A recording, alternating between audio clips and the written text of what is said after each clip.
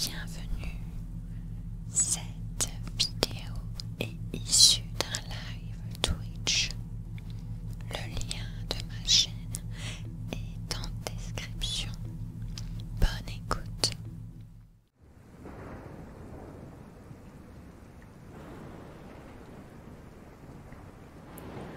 Bonsoir à tous. Merci à ceux qui ont follow. Merci pour les dons. Merci à vous tous. Ce soir, je ne vais pas continuer la lecture Autre Monde. Je la reprendrai vendredi. Ce soir, j'aimerais vous lire Creuse la mort de Paul Clément. C'est un livre un peu plus sombre. L'histoire. Que feriez-vous si chaque nuit une fosse était creusée dans votre jardin? Vous la rebougez, une nouvelle vous y attend le lendemain. Vous interrogez les autorités, nul ne vous répond. C'est la situation à laquelle Frédéric, un banquier de province, est confronté lorsqu'il découvre un beau matin une mystérieuse fosse en plein milieu de sa pelouse. Décidé à en découvrir l'origine, il est loin de se douter de l'ampleur que les événements vont bientôt prendre.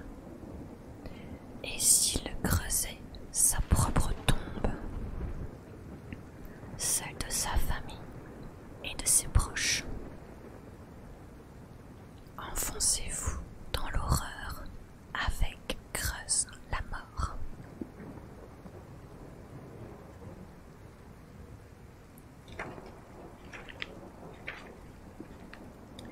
Chapitre 1. Le trou est apparu pendant la nuit. Hier, il n'était pas là.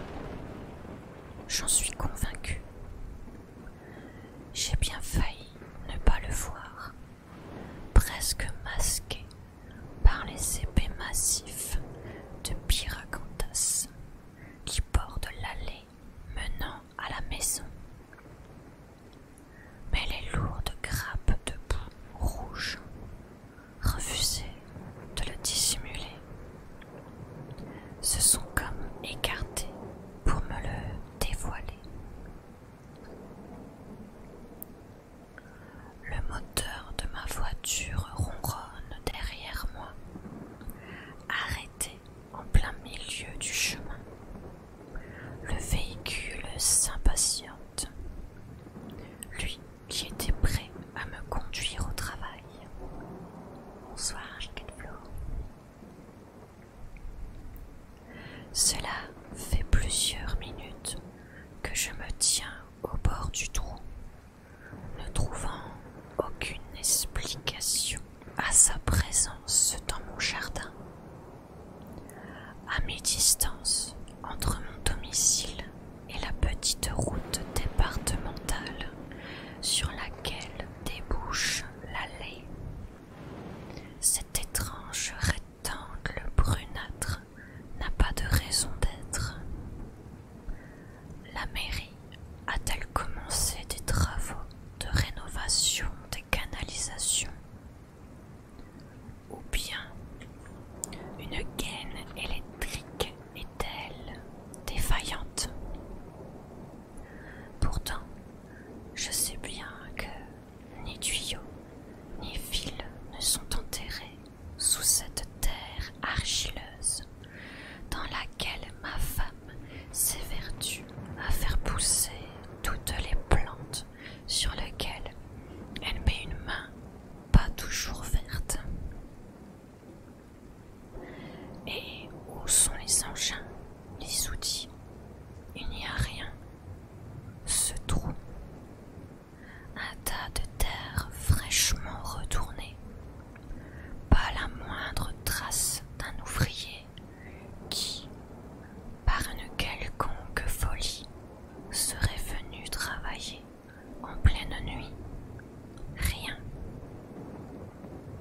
Je m'accroupis.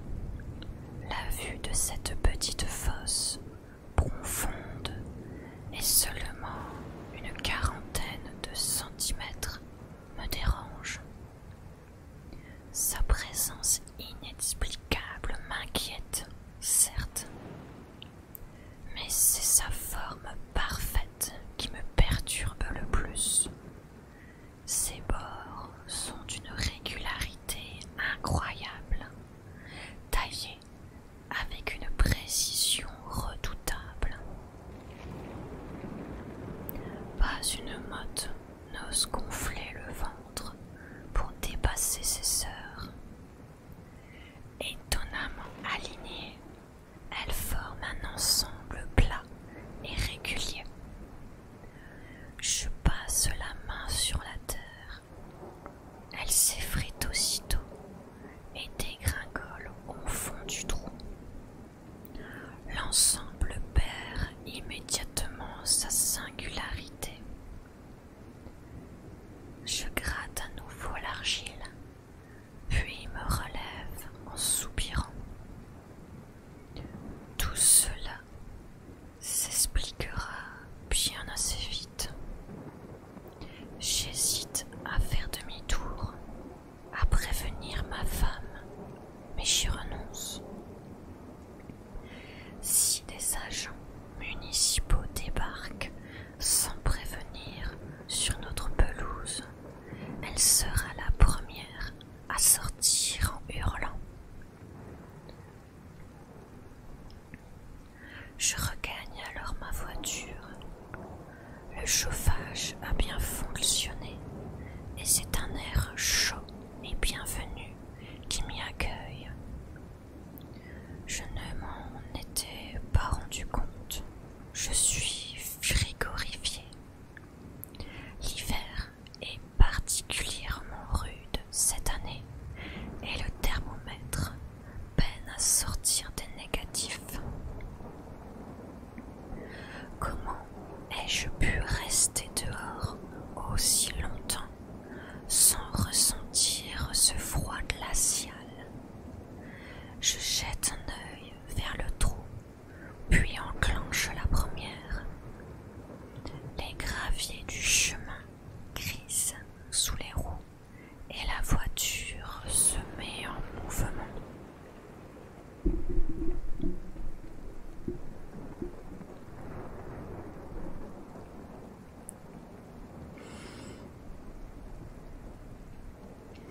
Je roule au pas, je regarde au sien entre le rétroviseur où le reflet du trou s'obstine à s'accrocher et la route qui s'étire devant moi. J'arrive enfin au croisement. Personne. Je pars en trombe sur la départementale. L'étrange fosse disparaît enfin. Je n'ai qu'une vingtaine de kilomètres à parcourir pour rejoindre la ville où je travaille, la plus proche de chez moi. Quand nous avons emménagé, ma femme et moi, nous savions qu'habiter à la campagne aurait ses inconvénients. Prendre la voiture tous les jours pour aller à un boulot qui ne nous comble pas. Parcourir plusieurs kilomètres pour aller acheter la moindre bricole pour dépanner. Devoir conduire pour faire à peu près tout et n'importe quoi. Mais rien ne vaut le calme qui pèse sur les environs. Le plaisir de n'avoir qu'un pas à faire pour profiter de la nature, de la forêt qui s'étend, humide et épaisse derrière la maison. Comme à mon habitude, j'allume la radio à la recherche d'une station pas trop rébarbative. Pour une fois, je m'attarde quelques secondes sur une chaîne d'infos. Le paysage défile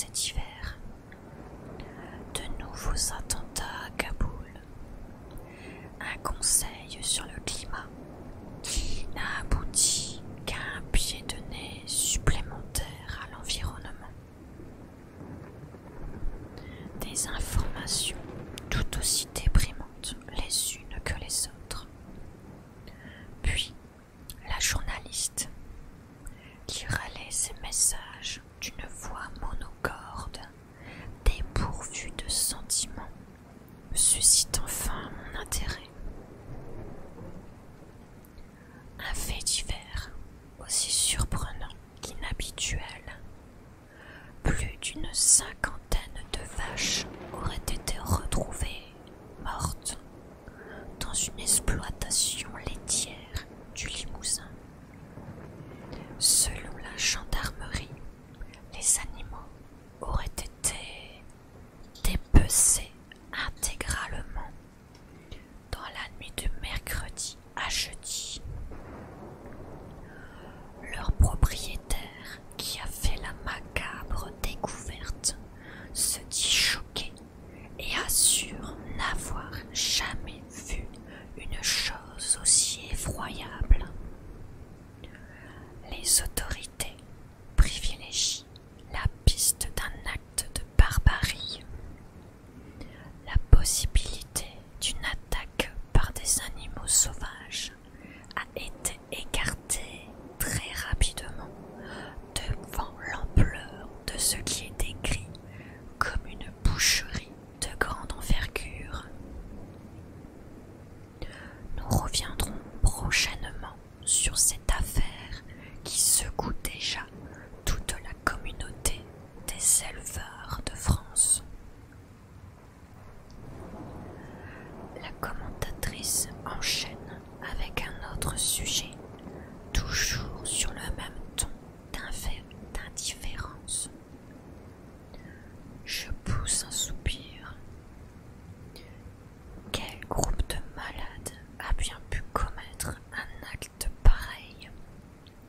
Je les imagine, menottes au poignet, se défendre d'un prix de la viande trop élevé, ou bien plaider la démence pour finalement sortir de prison quelques années plus tard pour bonne conduite. Quel pays de tarés! J'approche de la ville et la campagne laisse place à des édifices toujours plus imposants. Bientôt, je serai au bureau. Les bâtiments commencent à pulluler et les derniers pâturages disparaissent au profit d'un béton omniprésent. Le gris chasse le vert et mon arrivée prochaine au travail n'arrange en rien mon humeur déjà bien altérée par la découverte du trou. Bonsoir Soval. Je m'engage dans la rue où se situe l'agence et me concentre pour afficher un air neutre et me débarrasser de ces traits contrariés qui hantent mon visage depuis le matin. Mon faciès de travail enfilé, j'entame un créneau entre deux voitures, forcément mal garées, à une trentaine de mètres du bureau. Je devrais me réjouir d'être si proche. Le véhicule recule en douceur. Je m'applique, mais rate ma manœuvre. Je m'y reprends et échoue encore.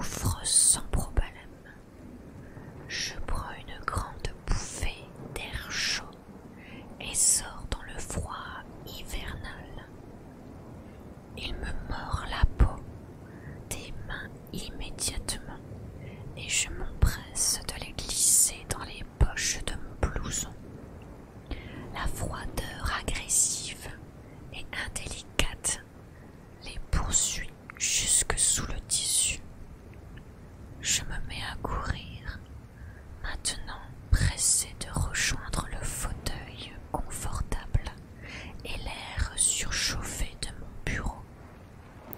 Je slalome entre les détritus et les grottes de chiens glissant sur le trottoir et arrive enfin face à la devanture bleue et blanche de l'agence.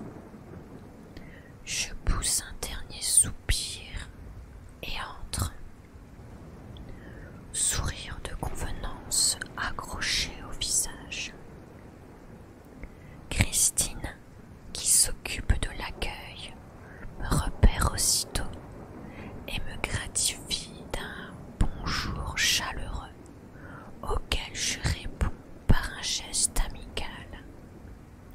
Je m'avance vers elle, prêt à m'enfermer pour le restant de la journée et à voir les clients se succéder avec leurs problèmes toujours plus dramatiques. Puis m'immobilise brutalement. Je fixe cette cage d'acier et de verre où se trouve mon bureau et repense au trou.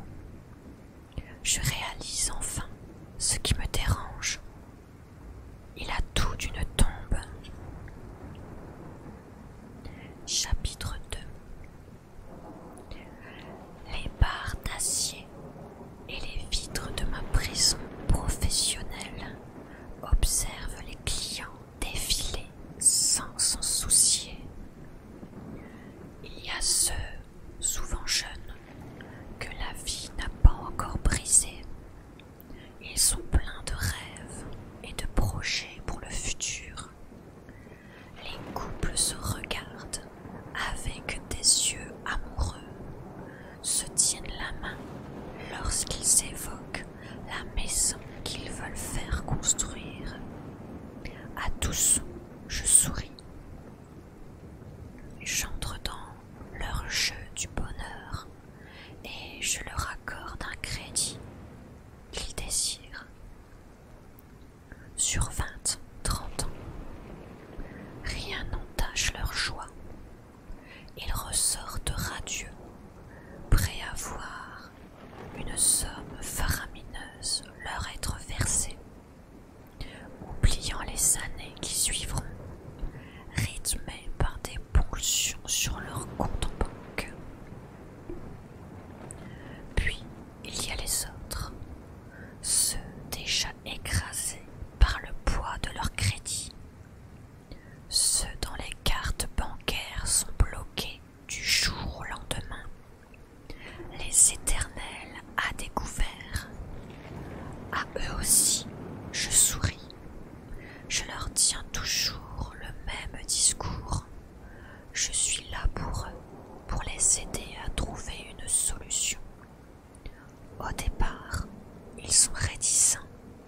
Certains essayent de m'apitoyer, pleurent avant de capituler et de repartir avec un nouveau produit financier sur le dos. Le temps de sortir la tête de l'eau, quelques mois ou quelques semaines. Une belle perfusion dorée. Ils s'en vont, mais reviendront très vite. Il est déjà midi passé et le dernier client de la matinée quitte enfin mon bureau. Il a souscrit un crédit, remboursement différé sur 50 ans. L'assurance de se faire vampiriser toute une vie. Je le regarde traverser l'accueil, saluer Christine d'un air ravi et disparaître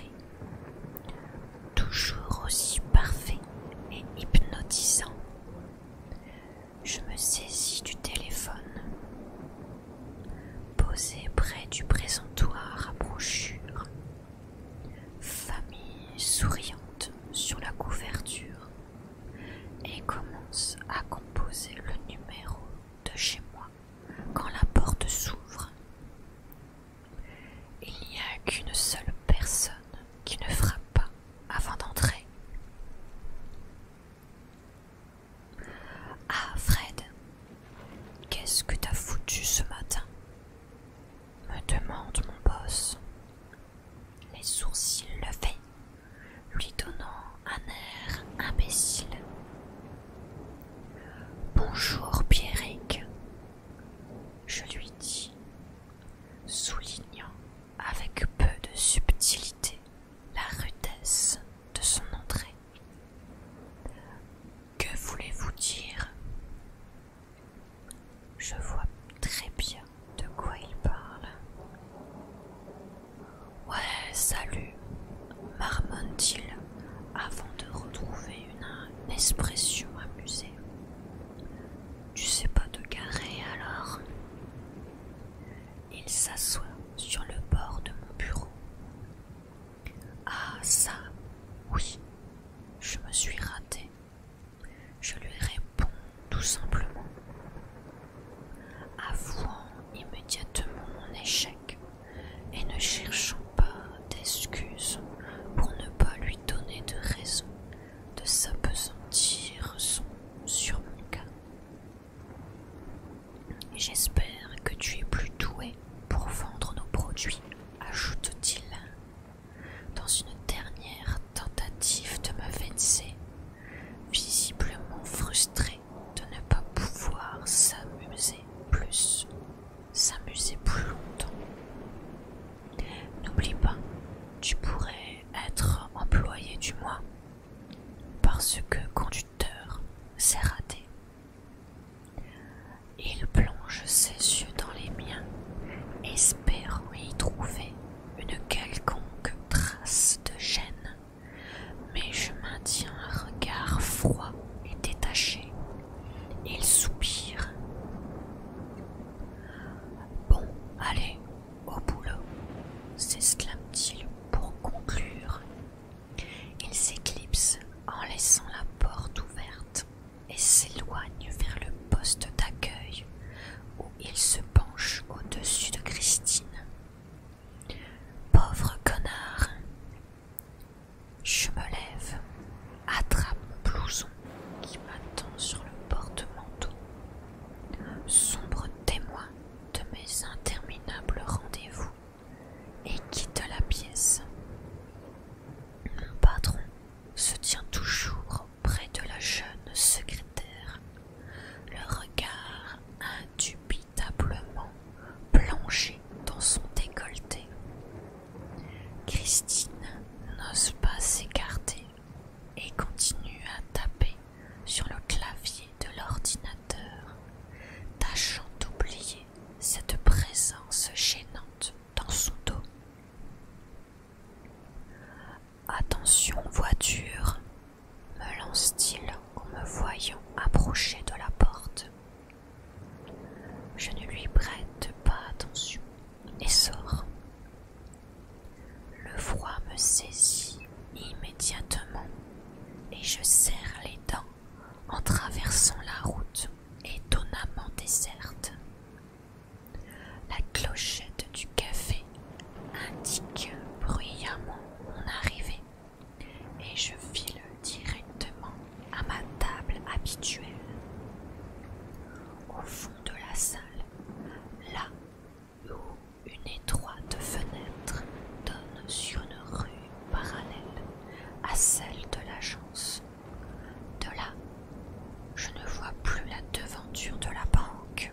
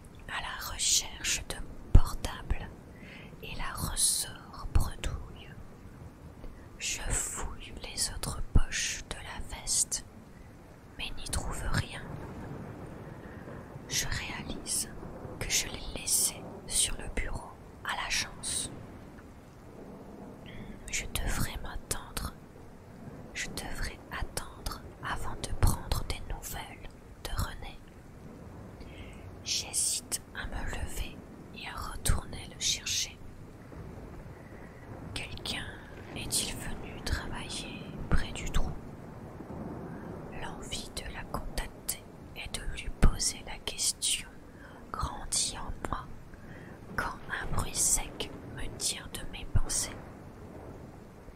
Le serveur se tient à mes côtés, un plat de raviolis maison devant moi. Il essuie la sauce qui a giclé sur la table. Pardonnez-moi, monsieur Urbain, j'ai failli trébucher sur la chaise d'à côté, me dit-il d'un air gêné.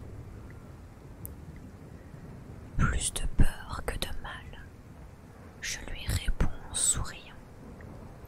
Il s'excuse encore une fois et s'éloigne d'un pas nonchalant. Son chiffon glissé sous le bras. De la vapeur s'échappe de l'assiette et monte jusqu'à mon visage.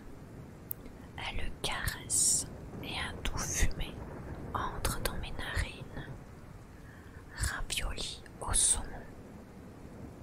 Ce n'est pas de la grande gastronomie, mais les plats sont copieux et abordables. Comme les autres conseillers qui mangent régulièrement ensemble, je pourrais, moi aussi, m'offrir un repas bien plus prestigieux, mais cet endroit me rassure et m'apporte un calme que les restaurants branchés me refuseraient. Son cachet austère, ses piliers de comptoir, toujours assis sur les mêmes tabourets, sa décoration surprenante et sa carte rapidement imprimée sur une feuille A4 glissée dans une pochette plastique. Tout cela me tranquillise, je m'y sens bien. Je plonge ma fourchette dans l'assiette et la glisse dans ma bouche. Je regrette immédiatement de ne pas avoir soufflé dessus alors que la langue me brûle ardemment. Je plaque une main contre mes lèvres et laisse la chaleur s'échapper en exhalant. L'intérieur de ma bouche s'apaise et le goût de l'aneth se fait enfin sentir. Je prends mon temps pour terminer, laissant mon regard se porter d'un objet de décoration à un autre. Je me surprends à chaque visite à découvrir un détail tel ce petit masque vénitien fixé derrière le comptoir que je n'avais jamais remarqué. Une nouveauté, peut-être. Soudain, ma montre émet une sonnerie agaçante. Il est déjà 13 heures, l'heure d'y retourner. J'écarte l'assiette, enfile mon blouson et me dirige vers la sortie. Je salue le serveur qui sert un verre de rouge à un habitué. Vous mettez ça sur mon compte, bien sûr. Et j'entre à nouveau dans le froid, préparant mon sourire de convenance. Je m'empresse de traverser la chaussée en évitant les conducteurs énervés qui s'y succèdent, eux aussi en route pour le travail. Puis c'est le retour dans l'air surchauffé de la banque. Encore une série de clients qui s'annoncent et surtout le visage de cet idiot qui me regarde. Pas d'accident alors? Chapitre 3. Il repousse sa chaise violemment, scandalisé, et quitte la pièce. Il ne manque pas d'insulter Christine, qui lui demandait de se calmer, le voyant tempéré contre moi.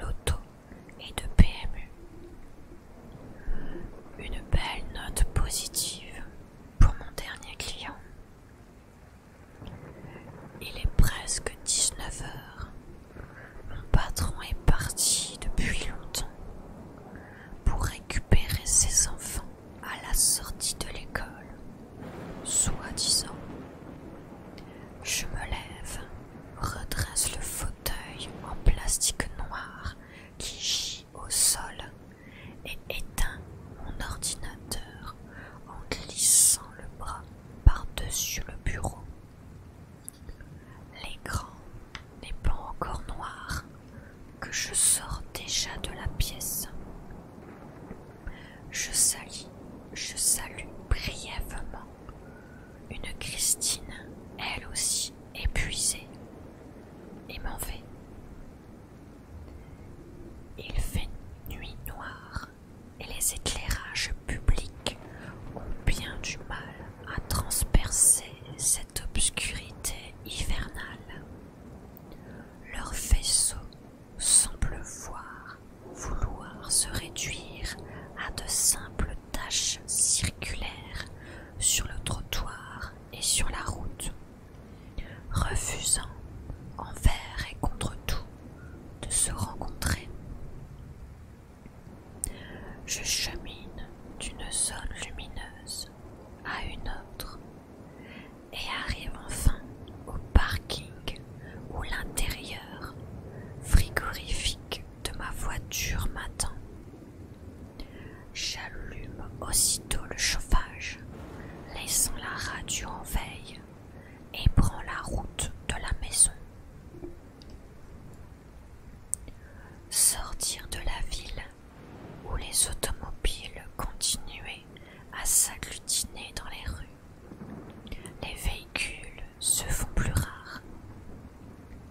L'habitacle plonge dans un silence sépulcral lorsque l'écho de l'agitation des citadins s'est tu.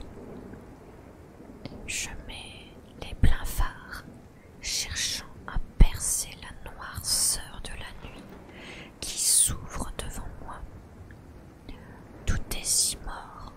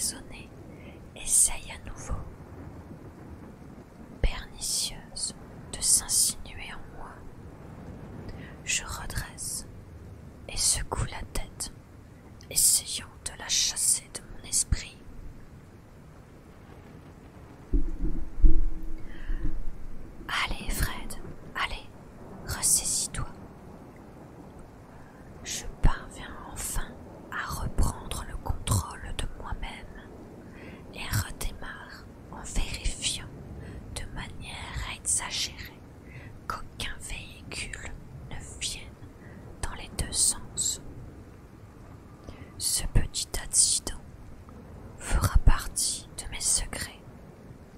Pas besoin d'inquiéter René pour si peu. C'est le week-end demain.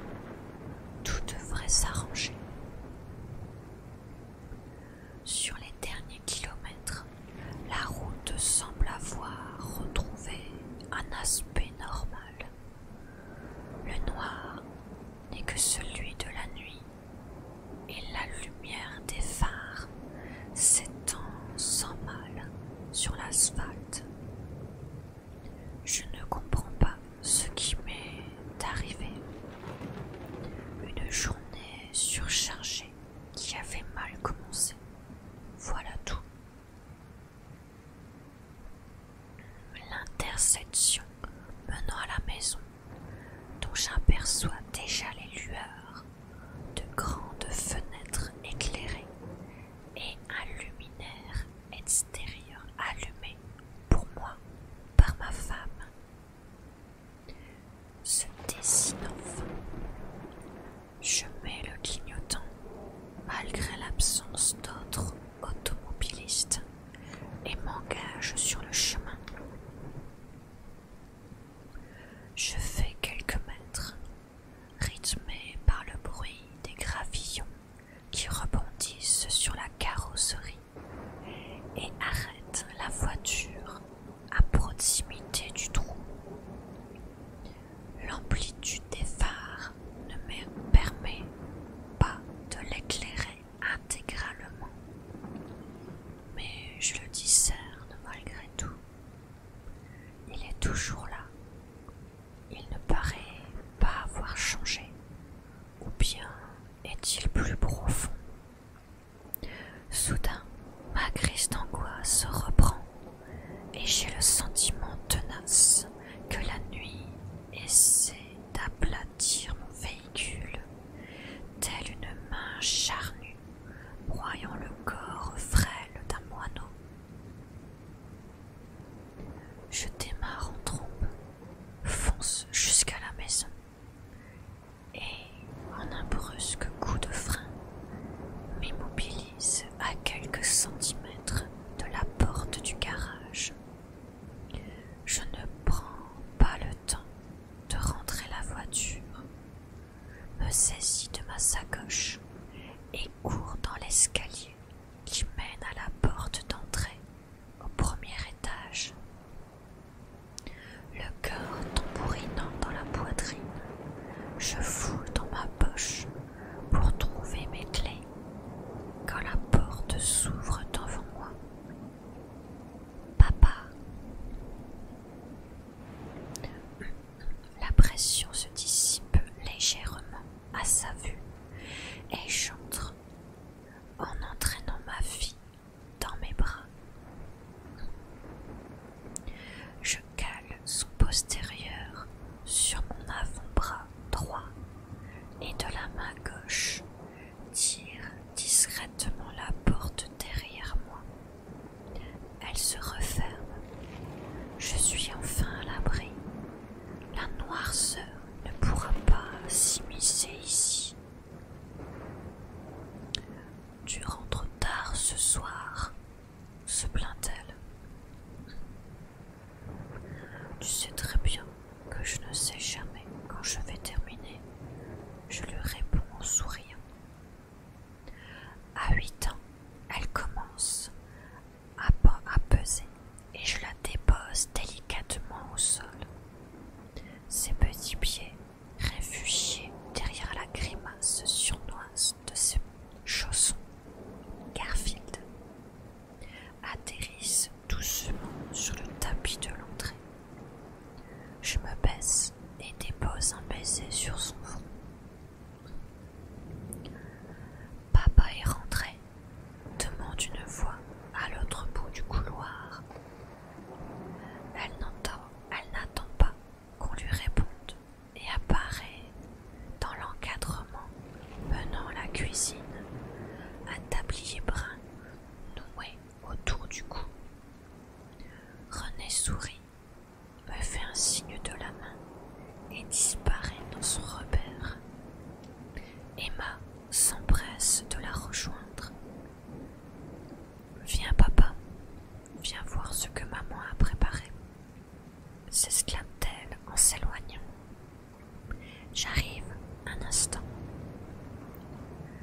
Je suis à nouveau seule. Je secoue la tête, essayant de remettre de l'ordre dans mon esprit. J'ouvre la porte à ma gauche, celle de mon bureau, là où des dizaines de romans attendent patiemment que je trouve le temps de les lire. Je jette ma sacoche sur le sofa qui orne un des coins de la petite pièce et fais un pas vers la cuisine. Je m'arrête subitement, pris d'un doute. Je me retourne et colle le front contre le verre froid de la fenêtre. Tout en hauteur, il s'aligne le long de la porte d'entrée. Je plonge mon regard dans le noir, espérant capter l'image sinistre du trou dans le jardin. Mais l'obscurité est totale. Je ne vois rien. Pourtant, j'ai l'impression qu'il s'y passe quelque chose. Ma respiration brouille davantage ma vue, couvrant la vitre d'une fine couche de buée. Soudain, je sursaute en me retournant. « Chérie, tu vas bien ?» me demande René en retirant doucement la main de mon épaule, un air inquiet sur le visage. « Oui, oui », je lui mens pour la rassurer. « Tu ne rentres pas à la voiture ce soir ?»« Non, c'est pas la peine. »« Tu n'as pas peur que ça gèle ?»« Non, ça devrait aller. » Elle me regarde bizarrement, essayant de comprendre ce qui m'arrive, puis abandonne. « Ok, ne viens pas te plaindre demain matin. » Je laisse échapper un faible rire, imaginant à ce qu'elle me ferait subir si j'avais l'audace de lui demander son aide le lendemain. Je fais un pas de côté vers la porte et pose la main sur l'interrupteur de l'éclairage extérieur. D'un bref mouvement du doigt, je rends le perron au monde de la nuit. Maintenant, tout est noir dehors. Il est temps d'oublier cette journée dans la lumière de la maison, de ma famille. Au fait, c'est quoi ce trou dans le jardin ? Me demande-t-elle. Chapitre 4. J'hésite à faire l'innocent pour ne pas avoir à parler du trou, mais je sais que mon petit numéro ne durera pas plus de quelques secondes. René a toujours su d'un simple coup d'œil deviner si je mentais ou non. Autant être franc.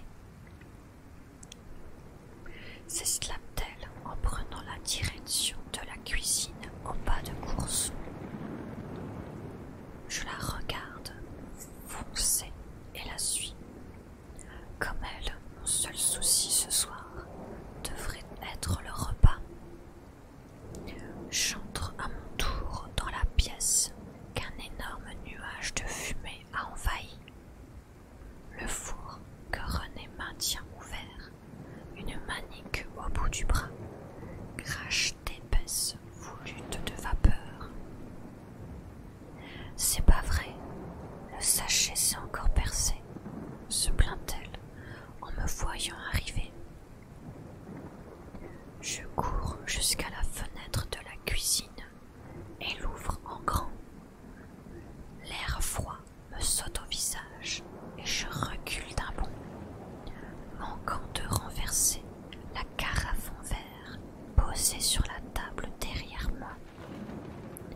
Affamé, la nuit ne perd pas une seconde et engloutit la fumée. Il se précipite à l'extérieur, chassé par un étrange courant d'air. Merci chérie, me lance ma femme en déposant sur le plan de travail un grand plat au milieu duquel est posé un poulet rôti, astucieusement placé dans un sac de cuisson percé. Je ne réagis pas et continue à fixer la fenêtre.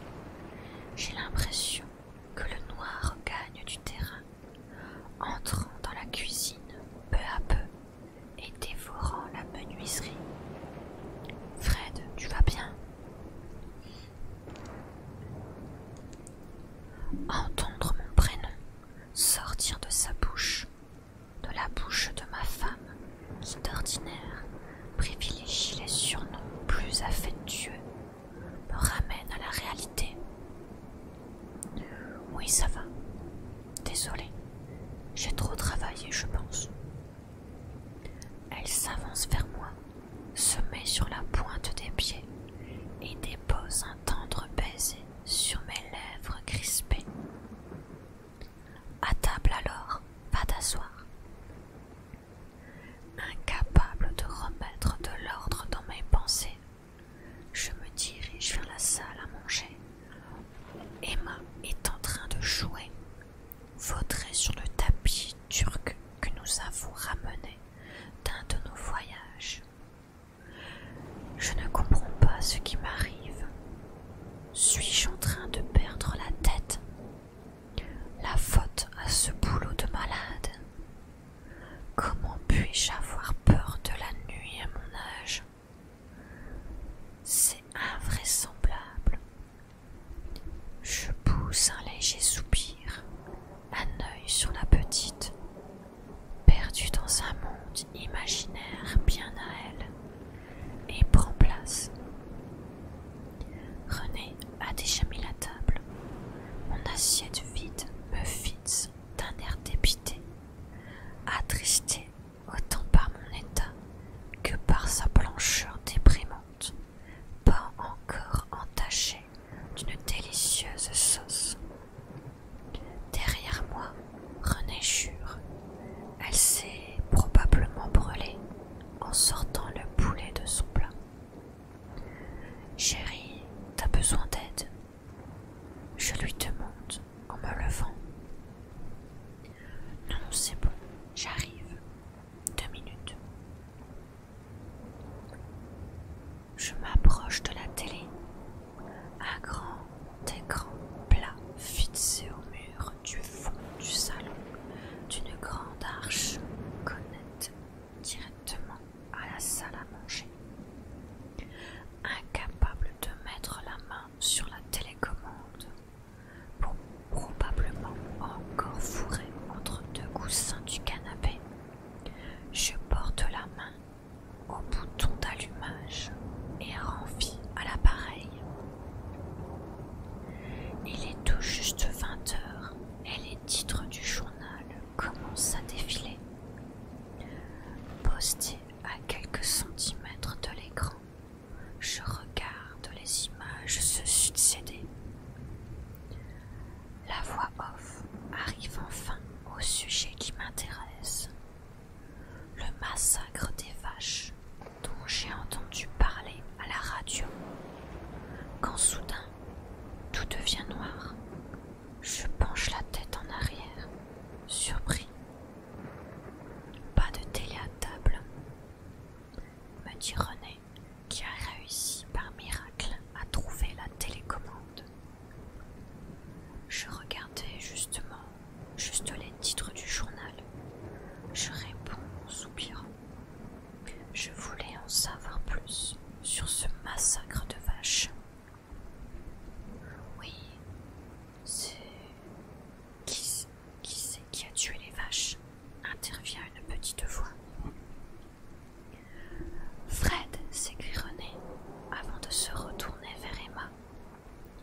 sûrement des animaux sauvages, ma chérie. Ah, c'est des loups alors. Sûrement, me répond ma femme en me jetant un regard noir. Puis, tout est déjà oublié et ses yeux retrouvent leur bienveillance et leur amour habituel. Bon allez, à table tout le monde. Le poulet a trouvé sa destination finale et dégage une agréable odeur depuis le milieu de la table.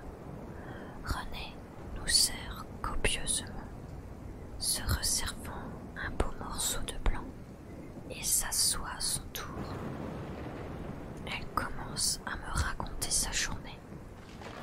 Son travail de piégiste ne rapporte pas grand-chose, mais peu importe, le mien compense. J'ai toujours été claire avec elle.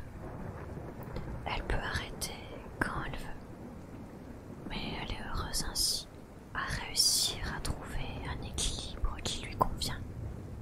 Je lui souris, partageant son bonheur, quand elle m'annonce que de nouveaux clients ont fait appel à elle aujourd'hui. Les sujets dont elle devra parler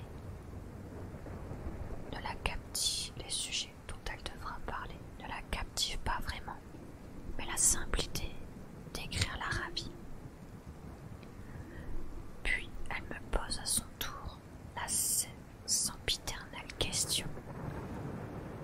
Elle sait bien que je n'aime pas parler de mon boulot, mais estime que discuter de tout est la chose la plus importante dans un couple.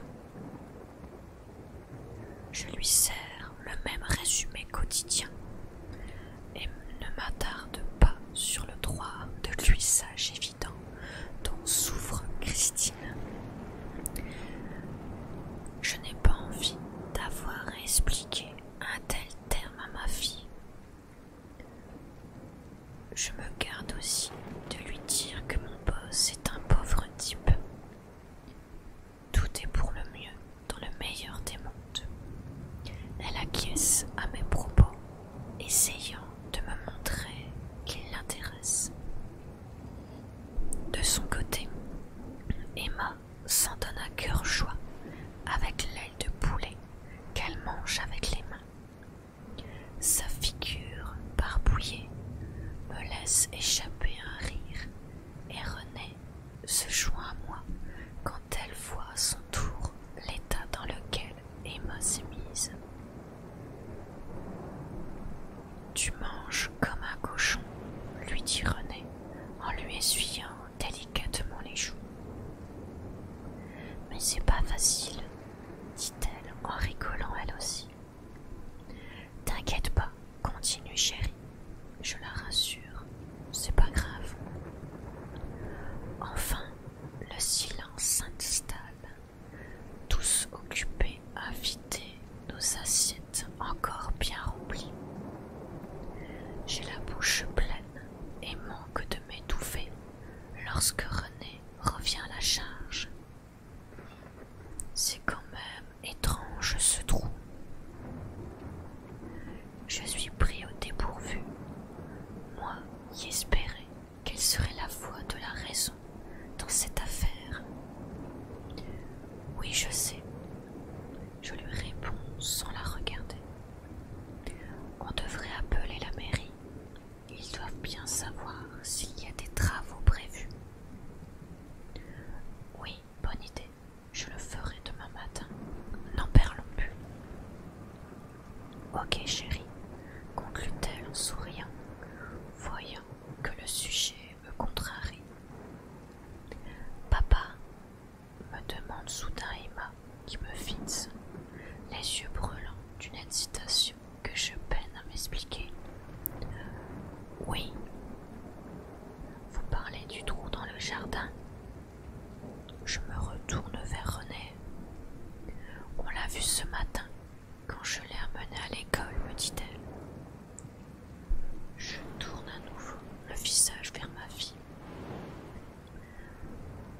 Ben, ma copine Sophie, elle m'a dit qu'elle a le même trou dans son jardin.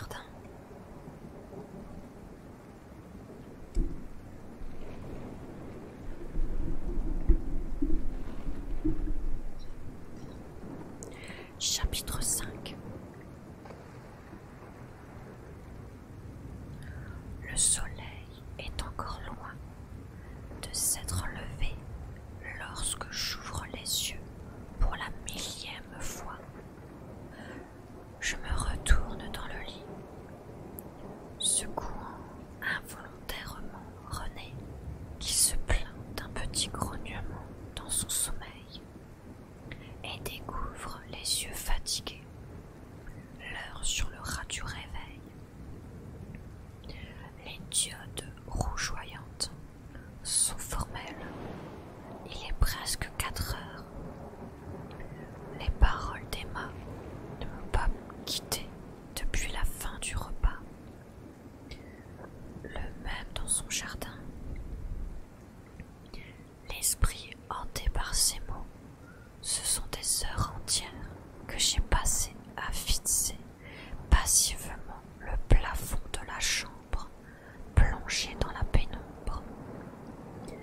Parfois, le sommeil avait réussi à m'attirer jusqu'à lui, mais son emprise ne tenait jamais bon, et mon obsession revenait à la charge et me ramenait à la réalité sombre et froide qui pesait sur la maison. Une fois encore, mon regard se pose sur le lustre, dont la barre métallique transversale sépare vaillamment le plafond en 2 espaces d'un gris terne.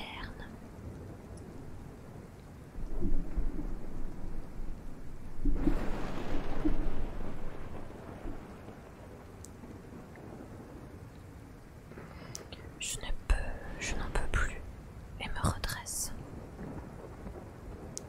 Récoltant une nouvelle protestation de René, je rabats délicatement la couette sur elle et sors du lit.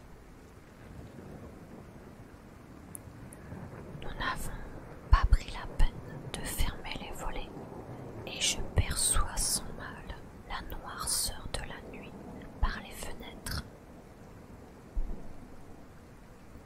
Je m'en approche, malgré l'obscurité dans laquelle le jardin est plongé.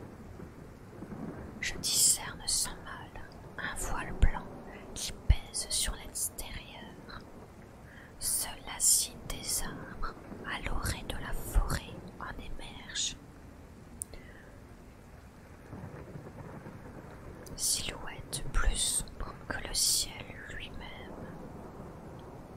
Une brume épaisse et glaciale entoure la maison, donnant aux alentours l'apparence d'un lugubre cimetière de film d'horreur. Cette image me fait frissonner, le même dans son jardin. Je me laisse tomber dans le vieux fauteuil, plaqué le long du mur derrière moi, celui que René avait acheté pour une poignée d'euros à une brocante avant de le remettre en état. Son coussin m'accueille avec un silence bienvenu. Mon regard se précipite à nouveau à l'extérieur. À mesure que je l'observe, le brouillard semble s'épaissir, comme s'il voulait dissimuler quelque horrible secret. Il s'écrase contre la vitre et fait bien vite disparaître le jardin dans son intégralité, tandis que les arbres qui servent de fond à cet inquiétant décor sont enveloppés à leur tour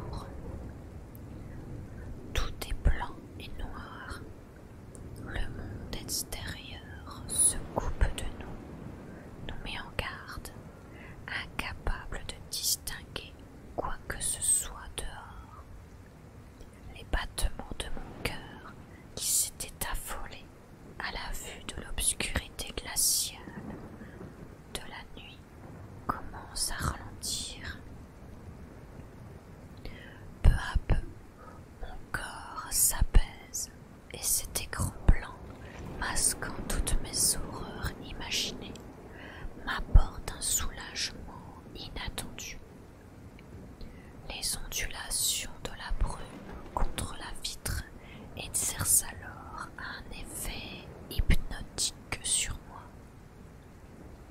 Les paupières lourdes et le corps confortablement installé, je finis par m'assoupir. Une idée inquiétante tapit dans l'ombre de ma tête, prête à surgir à tout instant. Le même trou dans son jardin. Chérie, chérie, insiste une voix familière. J'ouvre les yeux et me tourne dans sa direction. Renée, assise dans le lit, la couverture tirée jusque sous le menton, me fixe. Une moue étonnée sur le visage. Qu'est-ce que tu fais dans le fauteuil? Je réalise subitement où je suis. J'avais du mal à dormir. Ce fauteuil est plus confortable qu'il n'y paraît. Je bredouille. Elle me sourit. Allez, reviens au lit, me dit-elle d'une voix douce, mais pas complètement innocente. Je m'estrais aussitôt du confort de mon refuge nocturne. Le parquet glacial. Je m'apprête à me faufiler sous les draps pour rejoindre ma femme, lorsque soudain, j'y repense, le même dans son jardin. Attends, je réponds précipitamment. Je fonce vers la porte et quitte la chambre. Qu'est-ce que tu fais? Je l'entends crier, se manquant de réveiller Emma en faisant pareil remue-ménage. Je l'ignore et traverse le couloir en trombe. J'arrive enfin dans l'entrée où je colle le visage contre la vitre. Le long de la porte, le soleil est sorti de sa cachette et la brume nocturne s'est entièrement dissipée, libérant le jardin de son emprise glaciale. Mes yeux s'écarquillent. Je recule, le souffle court, puis me reprend, incrédule. J'arrache mon blouson, suspendu au porte-manteau fixé au mur, et enfile en vitesse les premières chaussures sur lesquelles je mets la main. Mes pieds me protestent lorsque le jeu les enfonce.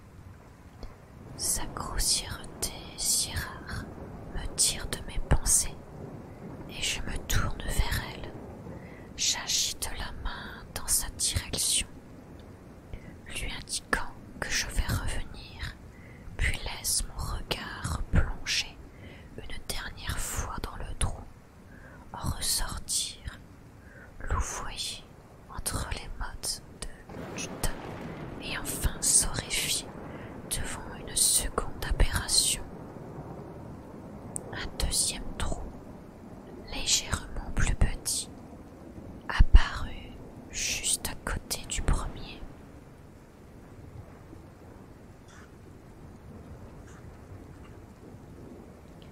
Je vais arrêter pour aujourd'hui la lecture. Je reprendrai Creuse la mort dimanche prochain.